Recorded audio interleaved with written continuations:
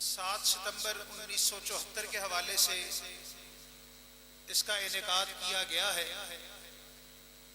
اور 7 ستمبر 1974 کا دن پاکستان کی تاریخ میں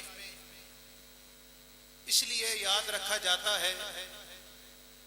کہ اس دن پاکستان کے ایوان نے، قومی اسمبلی نے ہمیشہ کے لیے قادیانیوں کو غیر مسلم اقلیت قرار دے دیا تھا، اور ان پر یہ پابندی لگائی تھی کہ نہ وہ مسلمانوں کا نام استعمال کر سکتے ہیں، نہ ان کی عبادت گاہیں استعمال کر سکتے ہیں، اور نہ ہی شاعر اسلام میں سے کوئی شاعر استعمال کر کے اپنے آپ کو مسلمانوں سے ملتا جلتا ثابت کر سکتے ہیں۔ ملک پاکستان میں قادیانیت کا تعارف آپ کو پتہ بھی ہے۔ کچھ شیخ مولانا ارشاد الحق اصلی صاحب، انہوں نے گفتگو میں آپ کو مرزا غلام احمد قادیانی کے بارے میں بتایا، اور بر صغیر پاک و ہند میں مرزا غلام احمد قادیانی وہ شخص تھا جس نے نبوت کا جھوٹا دعویٰ کیا اور جھوٹا مدعی نبوت بن کر سامنے آیا، لیکن تاریخ اسلام میں وہ پہلا شخص نہیں تھا۔ تاریخ اسلام میں جھوٹا مدعی نبوت جس نے نبوت کا جھوٹا دعویٰ کیا وہ آقا علیہ السلام کی حیات مبارکہ میں ہی سامنے آ چکا تھا، جس کا نام اسود انسی تھا، اور اس کے بعد طلحہ اسدی،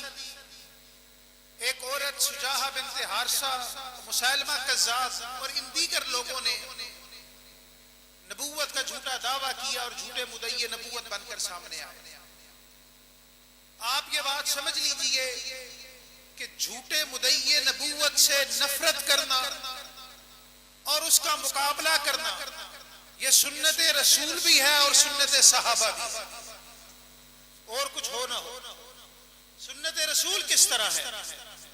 کہ نبی پاک کے پاس مسیلمہ کذاب نے اپنا کاشف بھیجا اور کہا،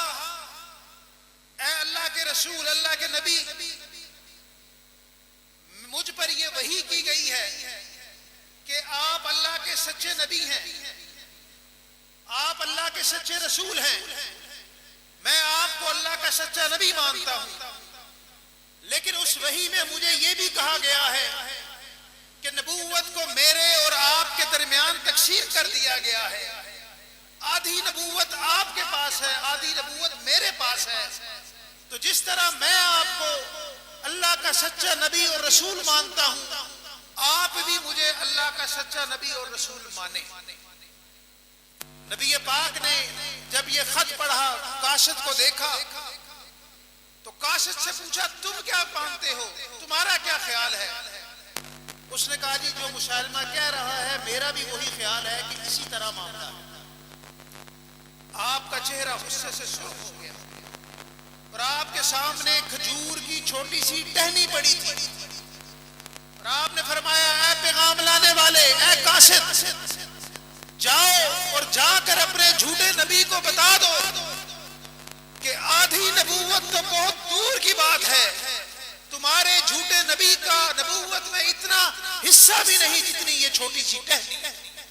اور اگر اسلام میں قاصد کا قتل حرام نہ ہوتا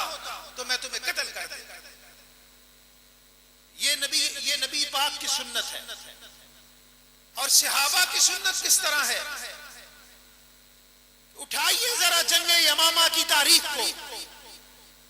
ابھی شیخ نجیب اللہ طارق صاحب نے کہا کہ ہمارے نوجوانوں کو پتہ ہی کچھ نہیں ہے، اور بالکل صحیح فرمایا، لیکن کاش ہمارے نوجوان تاریخ اٹھا کر پڑھیں، اور صرف میں یقین سے کہتا ہوں کہ جنگ یمامہ کی تاریخ اٹھا لیں یا حضرت خالد ابن ولید کی تاریخ پڑھ لیں تو ان کو ختم نبوت کا مسئلہ ہمیشہ کے لیے بہترین سمجھ آ جائے۔ جب مسیلمہ کذاب نے زور پکڑا، 40,000 کے قریب اس نے اپنے حمایتی جو اس کی نبوت پر یقین رکھنے والے تھے اکٹھے کر لیے۔ سیدنا صدیق اکبر کو مدینے میں خبر ملی، آپ کو پتہ لگا کہ یہ فتنہ بہت پرزور ہو چکا ہے۔ مورخین نے لکھا کہ صدیق اکبر، حالانکہ وہ فتنوں کا دور تھا آقا کے بعد، ظاہر ظاہری بات ہے کہ بہت سے فتنے، منکرین زکوٰۃ کا فتنہ اور لوگوں کا فتنہ، جھوٹے مدعیان نبوت کا فتنہ، لیکن صدیق اکبر منبر پر آ گئے اور آپ نے خطبہ ارشاد فرمایا، اور خطبے میں کیا کہا کہ اے بدر والو تم بھی نکلو، احد والو تم بھی نکلو، کبار صحابہ تم بھی نکلو، صغار صحابہ تم بھی نکلو، میں کسی کو مدینے میں نہیں دیکھنا چاہتا، مدینہ خالی کر دو، حتیٰ کہ جنگل کے بھیڑیے آئیں اور ابو بکر کو گھسیٹ کر لے جائیں، ابو بکر کو اس کی پرواہ نہیں ہے۔ لیکن ابو بکر یہ نہیں چاہتا کہ وہاں مسیلمہ کذاب مدعی نبوت بن کر بیٹھے اور تم لوگ یہاں مدینے میں آرام سے رہو۔ ابو بکر نے لشکر روانہ کیے، 2 یا 3 لشکر پیدر پہ روانہ کیے، اور پھر آخر میں خالد ابن ولید کی قیادت میں یہ سارے لشکر اکٹھے ہوئے، اور یمامہ کے محاذ پر وہ خون ریز جنگ ہوئی جس کے بارے میں اہل عرب کہتے ہیں کہ ایسی جنگ خون ریز نہ ہم نے اس سے پہلے کبھی دیکھی نہ اس کے بعد کبھی دیکھی۔ یہ کس چیز کی جنگ تھی؟ یہ جھوٹے مدعی نبوت مسیلمہ کذاب کے خلاف، اور اس جنگ میں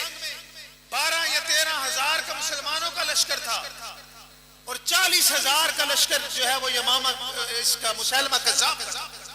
اور یہ دونوں لشکر جب ٹکرائے، آمنے سامنے آئے، تو یقین کیجئے تاریخ اٹھا کر پڑھیں کہ بہادری کی اور شجاعت کی نئی داستانیں رقم کی، جو یقیناً نہ اس کے بعد کبھی رقم کی گئی نہ اس سے پہلے رقم کی گئی۔ اور پھر جب دونوں لشکر ٹکراتے ہیں، ایک سخت مقابلہ، اللہ پاک نے مسلمانوں کو فتح عطا فرمائی، اس کی بھی ایک تاریخ ہے کس طریقے سے، اور مسیلمہ کذاب قتل ہوتا ہے، مارا جاتا ہے، اور جب مسلمانوں کا نقصان اس کے بعد دیکھا گیا تو اس ایک جنگ میں 1200 کے قریب مسلمانوں نے جام شہادت نوش کیا، جن میں صحابہ بھی شامل تھے، اور لکھنے والے لکھتے ہیں کہ صرف اس ایک جنگ میں اس سے پہلے جتنی بھی چھوٹی بڑی جنگیں ہوئی ہیں مسلمانوں کا نقصان 350 کے قریب۔ تمام جنگوں کو بدر، احد، دوسری خندق، احزاب، ساری جنگیں ملا کر چھوٹی یا بڑی 350 مسلمان شہید ہوئے تھے، لیکن اس ایک جنگ میں صرف 1200 مسلمان بشمول صحابہ کرام شہید ہوئے۔ اور پھر یہ بھی لکھا گیا کہ اس ایک جنگ میں شہید ہونے والے حفاظ یا قراء کی تعداد 360 کی، صرف اس ایک جنگ۔ رانا شفیق صاحب نے ابھی توجہ دلائی کہ 360 نہیں 70 یا 75 تھی، بہرحال دونوں فگر ہیں، چلے 70 بھی کر لیں، لیکن 1200 مسلمان یقیناً شہید اس ایک جنگ۔ اور اس جنگ میں شہید ایک صحابی،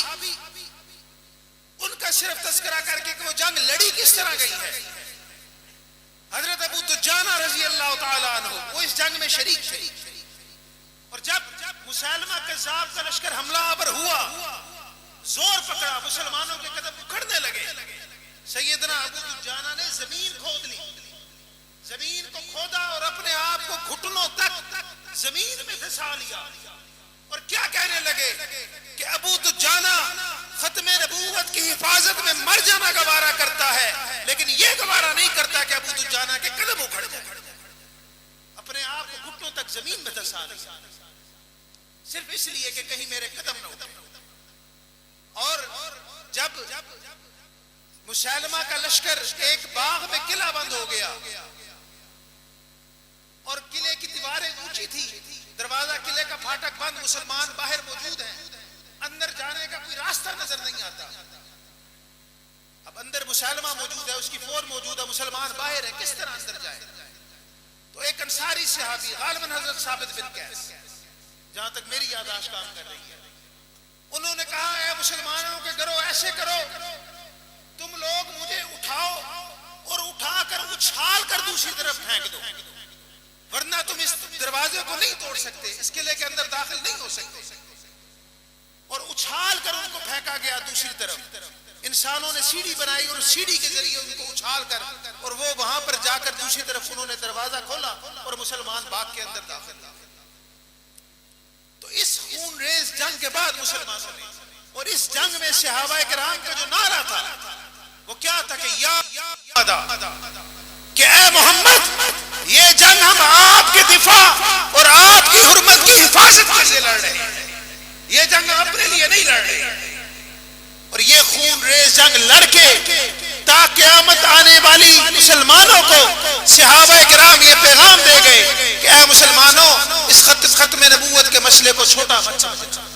اس کو حقیر مت سمجھنا، اس کو نظر انداز مت کرنا، اس سے آنکھیں نہ چرانا، جس بھی قیمت پر ختم نبوت کی چوکھٹ کا دفاع کرنا پڑے ضرور کرنا۔ لیکن آج ہم نے اپنی وہ سنہری تاریخ فراموش کر ہم اسے بھول چکے ہیں، اور بالکل صحیح کہا علماء کرام نے کہ آج کا مسلمان یہ جانتا ہی نہیں ہے، بالخصوص ہماری نسل نو تو جانتی ہی نہیں ہے کہ اصل میں یہ مسئلہ ہے کیا، یہ کیوں ہے، اور یہ کتنا نقصان دہ ہے، کس طرح نقصان دہ ہے، اس طرف بھی توجہ دیتے رہے۔ ہم کیوں کہتے ہیں کہ تمام جھوٹے جو ہے مدعیان نبوت وہ کافر ہیں، وہ کذاب ہیں، وہ دجال ہیں، ہم کیوں کہتے ہیں؟ دیکھیے بات چلتی ہے، آقا علیہ السلام جب آئے ایک شریعت لے کر آئے، ایک شریعت لے کر آئے جو منظم من اللہ تھی، وہ دین مکمل، الیوم اکملت لکم دینکم کے بعد دین مکمل ہو گیا۔ اب اس شریعت میں اگر آپ کوئی چیز شامل کریں گے، جھوٹا مدعی نبوت اٹھے گا تو وہ اپنی کوئی شریعت پیش کرے گا، وہ اپنی کوئی بات پیش کرے گا۔ اس کو اسی طرح مثال لے لے کہ اگر دودھ کی ایک نہر بہ رہی ہے اور اس میں گندی نالی کا پانی شامل ہونا شروع ہو جائے تو وہ دودھ بھی صاف اور پاک نہیں رہتا، اس میں ملاوٹ ہو جاتی ہے۔ اسی طرح جھوٹا مدعی نبوت نبی اٹھے گا، وہ کوئی دعویٰ کرے گا تو جو آقا علیہ السلام کی لائی ہوئی پاک اور مطہر شریعت ہے اس میں ملاوٹ ہونا شروع ہو جائے گی۔ میں آپ کو ایک مثال دیتا ہوں، مسیلمہ کذاب، اور اسی کے دور میں ایک عورت نے نبوت کا دعویٰ کیا جس کا نام سجاہہ بنت حارثہ تھا۔ وہ اپنے گروہ کے ساتھ ان دونوں کا آمنا سامنا ہو گیا۔ مسیلمہ کذاب کے بارے میں مورخین نے لکھا کہ وہ انتہائی چرب زبان تھا، انتہائی مکار اور دوسروں کو اپنے فریب میں پھنسا لیتا تھا، جبکہ سجاہہ نامی خاتون وہ ایک خوبصورت خاتون تھی، اور اس نے بھی کچھ شوبدہ بازیاں کر کے اپنے جو ہے وہ مریدین جو ہے ان کو تیار کر لیا۔ ان کا آمنا سامنا ہوا۔ سجاہہ نے اپنے حواریوں کو کہا تم بیٹھو، میں جاتی ہوں اور مسیلمہ کذاب کے ساتھ بات چیت کر کے آتی ہوں اور اسے سمجھاتی ہوں کہ وہ میری نبوت کو قبول کر لے، وہ مجھے نبی مان کر میرا امتی بن جائے۔ تاریخ میں یہ بات لکھی ہوئی ہے۔ خیر سجاہہ گئی مسیلمہ کے کیمپ میں، اس کے جو ہے وہ خیمے میں، اور وہاں پر مسیلمہ نے اس کو اپنی باتوں میں پھنسا لیا، اور انہوں نے 3 دن اور 3 راتیں، حضرت امید ہے میں ٹھیک کہہ رہا ہوں گا، آپ تصدیق کریں گے، 3 دن اور 3 راتیں وہاں پر اکٹھے گزاری، دونوں جھوٹے نبی اور نبی آنے ایک کمرے میں، ایک خیمے میں۔ جب یہ 3 دن بعد باہر نکلے تو وہ جو ان کے حواری بیٹھے تھے انہوں نے کہا جی اے ہمارے نبی اور نبی، ہم تو انتظار کر رہے تھے، تو آپ تو اندر جا کر گم ہی ہو چکے ہیں، کوئی بتائیں کیا ہوا؟ تو سجاہہ اس وقت اس کے جال میں پھنس چکی تھی۔ اس نے کہا جی اللہ کے حکم سے ہم نے نکاح کر لیا ہے اور اب ہم دونوں میاں بیوی ہو چکے ہیں۔ ٹھیک ہے جی،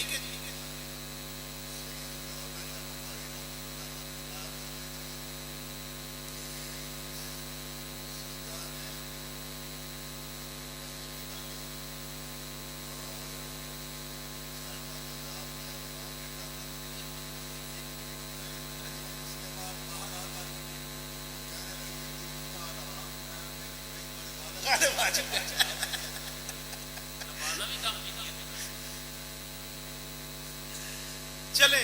حضرت نے بات جو ہے وہ مزید کھول کر بیان کر دی ہے۔ تو بہرحال انہوں نے باہر آ کر کہا جی ہم نے نکاح کر لیا۔ تو ان کے جو حواری تھے انہوں نے کہا جی اچھا آپ نے نکاح کر لیا ہے تو پھر نکاح کا کوئی حق مہر بھی تو مقرر ہوا ہوگا نا، حق مہر کیا ہے؟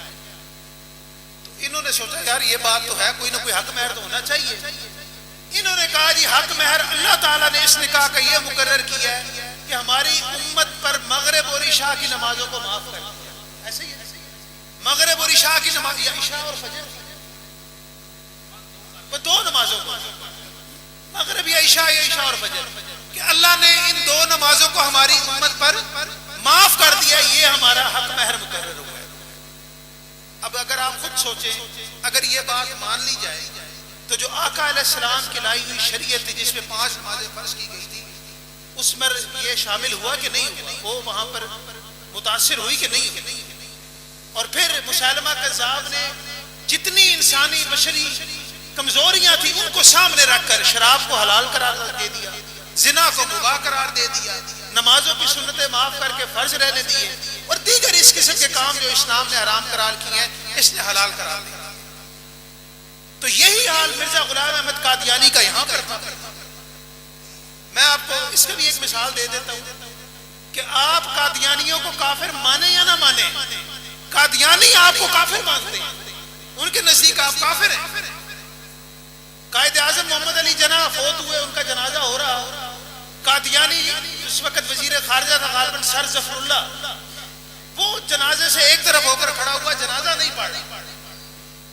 اس کو کسی نے کہا کہ جناب آپ قائد اعظم رحمہ اللہ فوت ہوئے، ان کا جنازہ ہو رہا ہے تو آپ جنازے میں شامل نہیں ہیں۔ اس نے کہا جی ہم مسلمان ہیں اور غیر مسلموں کا جنازہ نہیں پڑھتے۔ اس نے کہا جی ہم مسلمان ہیں اور غیر مسلموں کا جنازہ نہیں پڑھتے۔ اس نے کہا جی اس طرح کہہ لیں کہ میں اقلیت ہوں اور میں مسلم کے جنازے میں شامل نہیں ہو رہا، یا میں مسلم اور یہ اقلیت ہے میں اس کے جنازے میں شامل نہیں ہو رہا، دونوں میں سے کوئی کر دیں۔ اور اسی طرح مرزا غلام احمد قادیانی نے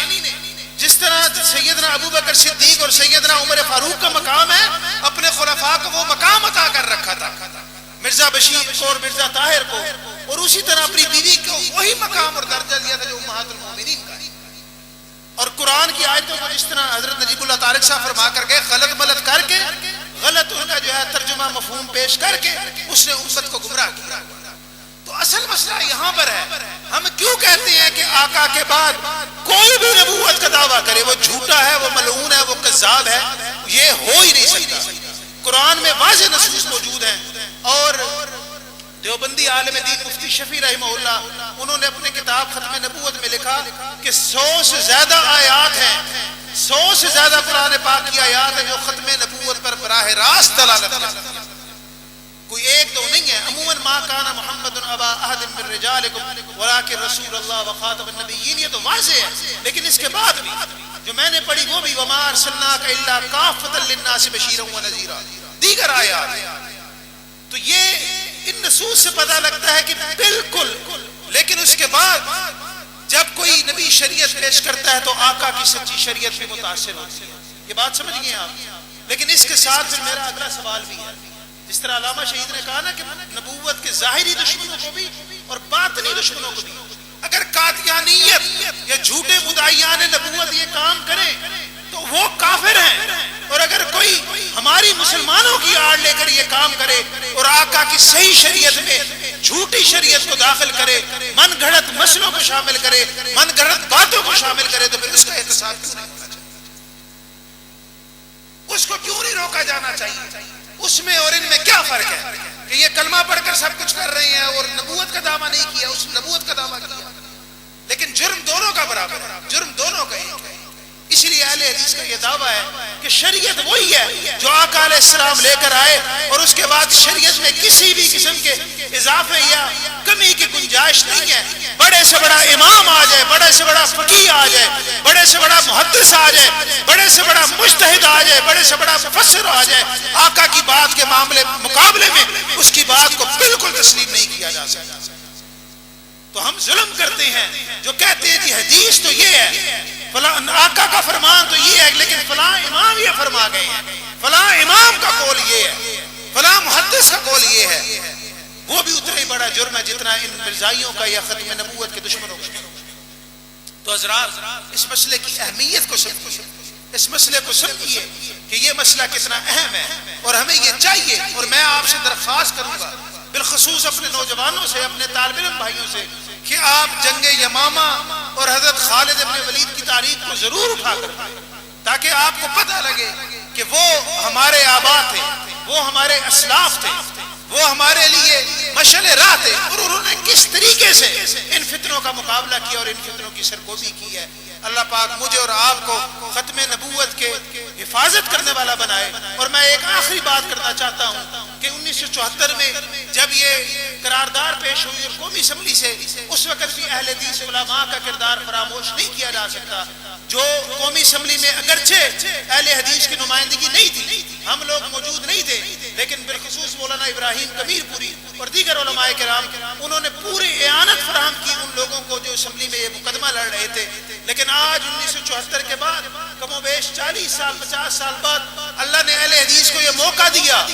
کہ ہماری نمائندگی ایوان میں موجود ہے، اور ختم نبوت کے بعد جو دفاع صحابہ کا بل سینٹ میں پیش ہوا ہے الحمدللہ وہ اہل حدیث کی نمائندگی سے پیش ہوا ہے۔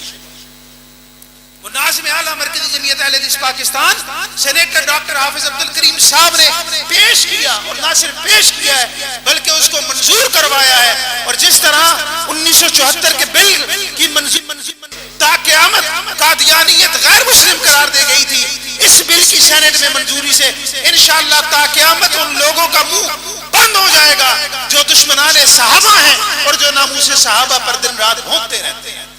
انشاءاللہ۔ اور یہ جواب ہے ان لوگوں کے لیے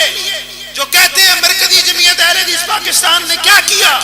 سینٹ میں 2 سیٹوں نے کیا کیا، سینٹ کی 2 سیٹوں کے لیے آپ نے جماعت کو بھیج دیا۔ حافظ عبد الکریم صاحب نے انہوں نے مجھے کہا اس بل کی منظوری کے بعد کہ یہ بل پیش کر کے اور منظور کر کے میں سمجھتا ہوں کہ میری سیاست کی قیمت ادا ہوتی ہے۔ اور ہم یہ سمجھتے ہیں کہ مرکزی جمعیت اہل حدیث پاکستان کی جو سیاسی پالیسیاں تھی وہ رنگ لے آئی ہیں، اور کچھ ہو نہ ہو تاریخ ہمیشہ کے لیے لکھی گئی ہے کہ سینٹ میں ناموس صحابہ اہل بیت کا بل مرکزی جمعیت اہل حدیث کے ناظم اعلیٰ نے پیش کیا اور اس کو پاس کروایا۔ اور آپ کو کیا چاہیے؟ سینٹ میں یہ نمائندگی نہ ہوتی تو شاید یہ عظیم کام کبھی نہ ہو سکتا۔ اس لیے جماعت میں کیڑے نکالنا چھوڑیں۔ میں نہیں کہتا کمیاں نہیں ہیں، ضرور کمیاں ہوں گی، ضرور کوتاہیاں ہوں گی، لیکن اس وقت اگر مرکزی جمعیت اہل حدیث کی نمائندگی کو نکال دیا جائے تو سینٹ، قومی اسمبلی، صوبائی اسمبلی میں آپ کی ایک بھی نمائندگی موجود نہیں رہے گی، ایک بھی۔ اور میں دعوے سے کہتا ہوں حضرت کی موجودگی میں، میرے بزرگ ہیں مجھ سے بہتر حالات کو جانتے ہیں کہ تمام اہل حدیث جماعتیں اکٹھی ہو جائیں، آپ مجھے قومی اسمبلی تو بڑے دور کی بات ہے، صوبائی اسمبلی کا پورے پاکستان سے ایک حلقہ جیت کر دکھا دے، میں مان لوں گا کہ آپ میں جو ہے وہ کچھ دم خم موجود ہے۔ نہیں جیت سکتے آپ ہلکے کی سیاست اپنے بل بوتے پر۔ اور یہ ہماری سیاسی بصیرت ہمارے قائدین کی کہ الحمدللہ پچھلے 25 سالوں سے ہماری نمائندگی موجود ہے، وہاں پر وہ لوگ ہمیں پریزنٹ کر رہے ہیں، اور جب بھی کوئی مسئلہ ایسا آتا ہے ان لوگوں نے جو ہے وہ بھرپور طریقے سے ان مسئلے کو ایوانوں میں پیش کیا، اور وہاں پر جو ہے وہ ہماری سنوائی ہوئی۔ تو اس لیے کیڑے مت نکالیں اور اپنی جماعت پر یقین رکھیں۔ اللہ تعالیٰ مجھے اور آپ کو ختم نبوت کے محافظوں میں سے بنائے، اللہ پاک مجھے اور آپ کو ناموس صحابہ کے حفاظت کرنے والا بنائے، امہات المومنین کی تقدیس کی حفاظت کرنے والا بنائے، اور اللہ ہمیں ان میں شامل کرے جن سے اللہ ٹوٹے پھوٹے کام لیتا ہے۔ وآخر دعوانا